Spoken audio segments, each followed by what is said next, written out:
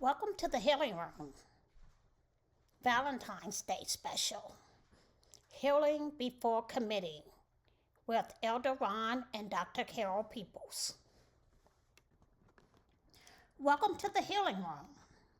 This week, in honor of Valentine's Day, we wanted to slow things down, slow the conversation down, and talk about something that often gets skipped.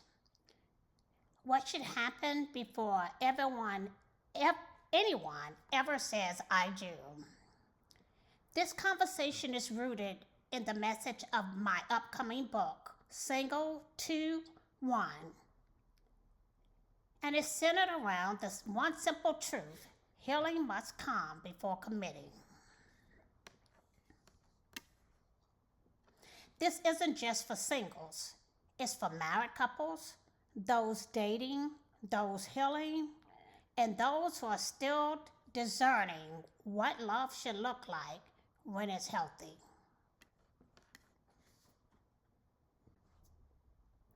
This is the logic behind single to one. Single doesn't mean half. Single means one. One is whole, one is responsible, one is healed or healing. Marriage was never designed to make two broken people one. It was created for two ones to choose covenant, unity. That's why healing must come before committing.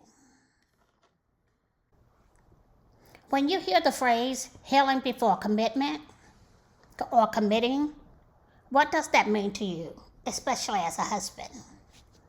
For me, it means understanding that marriage doesn't fix wounds, it exposes them.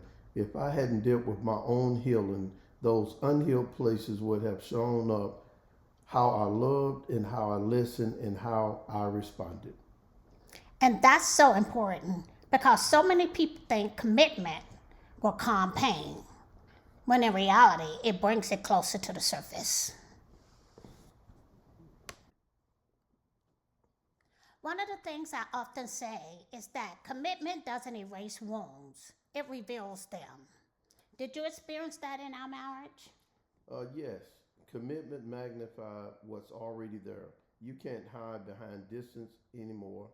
The closer the relationship, the clearer the wounds become. And that's not failure, that's information. Sit with that. One of the key messages in Single to One is that two healed people don't lose themselves. They choose oneness. How do you see that playing out in our marriage? Well, when both people know who they are, oneness doesn't feel like control or loss. It feels like partnership. Healing allows unity without fear. Yes, covenant doesn't erase identity, it protects it. If you're watching tonight, single, married, dating, or healing, I want you to hear this clearly. You don't commit to be healed. You heal so you can commit. Commitment isn't medicine. Healing is preparation. As we close tonight, our hope is simple: that you would give yourself permission to heal, not rush. Single is not half. Single is one. One is whole. One is responsible. One is healed or healing. And when the time comes, two ones don't rush into unity. They choose covenant. Heal first, then commit. Whether you're single or married, healing strengthens love. It doesn't delay it. Tonight wasn't about convincing anyone to wait, rush, or decide. It was about remembering that love is steadfast when healing comes first. You are not behind, you are not incomplete. Before you commit to someone else, commit to becoming whole. This is the heart of Single 2 to 1. As we close, remember this: Healing does not begin when the conversation ends. It begins when truth is carried into awareness and allowed to change how we think, respond, and lead. What was revealed today is not an accusation, it's an invitation to examine, to heal, and to choose a healthier way forward. Take what resonates, sit with it, pray through it, and allow both wisdom and grace to do their work. Because healing is not about perfection, it's about alignment. And husbands, remember, you are the head of the family, and you must understand that. Healing doesn't delay love, it prepares it. Commitment doesn't create wholeness, wholeness protects covenant.